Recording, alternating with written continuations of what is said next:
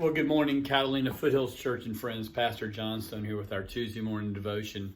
And we are looking in the season of Advent, the 4 Sundays leading up to Christmas, and then Christmas Eve, and then Sunday, the 25th. And in this Advent series, we've looked at the different women, the different mothers of Jesus, as so many others have entitled this series, the different moms or grandmothers of Jesus, who he lists in his genealogy, which is absolutely unique for any king or any man, to make it clear that he wanted women in his genealogy, that he's establishing his claim to the throne because women are involved in it. And we looked at Tamar, a woman deeply abused by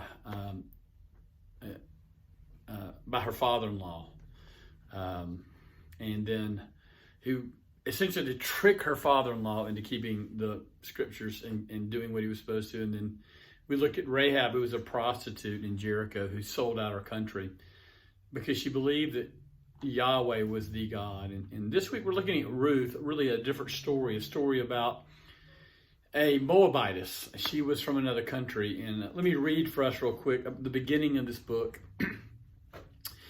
In the days when the judges ruled, there was a famine in the land. So a man from Bethlehem in Judah went with his wife and 2 sons to live for a while in the country of Moab. The man's name was Elimelech, and his wife's name was Naomi, and the name of his 2 sons were Mahlon and Chilion.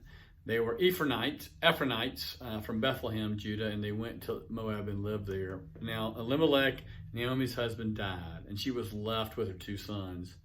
They married Moabite women, one named Orpah and the other named Ruth. After they had lived about 10 years, both Mahlon and Chilion also died, and Naomi was left without her 2 sons and her husband. Now that in and of itself is a powerful story, and we want to remind ourselves that modern people struggle to understand this context, understandably so, because a woman was absolutely dependent on the men in her life for her survival, for basic provision, for food, for a land, for a name. And a woman without a man was subject to great abuse, to slavery, or to utter poverty and living on the streets, probably living outside of a city, where she would ultimately be abused and degraded in so many ways, so often powerless, no way to appeal to a court or to an authority. And so here are 3 women, 2 Moabite women and 1 Israelite woman named Naomi, who fled to Moab, a country that Israel was told not to intermingle with, not to marry, who was their enemy,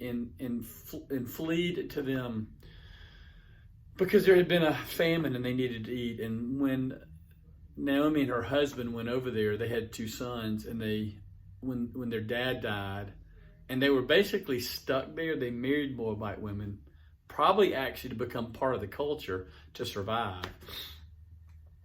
And then they died, leaving Naomi, this Israelite woman, with 2 Moabite daughter-in-laws. And she actually sends them away and says, look, go back to your family, go back to your country where you'll be safe. But Ruth stays with her. Couple points to be made. This Sunday we're going to look at the vulnerability of Ruth. We're going to look at the faith of Ruth, and we're going to look at the blessings of the redemption that Ruth brings us. But today I want you to consider one phrase. Ruth is written in the context of when the judges ruled and reigned in Israel. And when the judges ruled and reigned in Israel, it was chaos. They were mostly bad judges who led to disobedience, who led to idolatry, who led to immorality, who led to wickedness. There was a lack of justice, a lack of hope. There was a lack of what we would call just gospel cleanness. And if you read the Judges, you're depressed about where Israel is. But then comes a story about 3 women, vulnerable women, and it says, in the days when the judges ruled, and this is what Ruth's book is about. God is at work when we cannot see him at work. The judges represented rulers who God rejected, and rulers who consciously and intentionally rejected God and hated his plan and hated his law and turned Israel away from God's law in obedience to God's law and submission to God and love for God to a love for idols, to a love of everything false and evil and demonic. And while that's going on in a strange little backwater town, Naomi and her husband moved to Moab, really in disobedience, but in a desperate need to eat, with their 2 sons, Dad dies. The sons marry, they die, and now two Moabites and a Israelite woman are left, and that Moabitess Ruth and Naomi unite, and from that comes Jesus Christ. When the judges rule, when it is darkest, when it is absolutely unclear what God is doing, Ruth tells us God is at work. And nothing we do, nothing rulers can do, nothing famine can do, not even our disobedience can stop him being at work, bringing about his redemption. And that is the story of Christmas.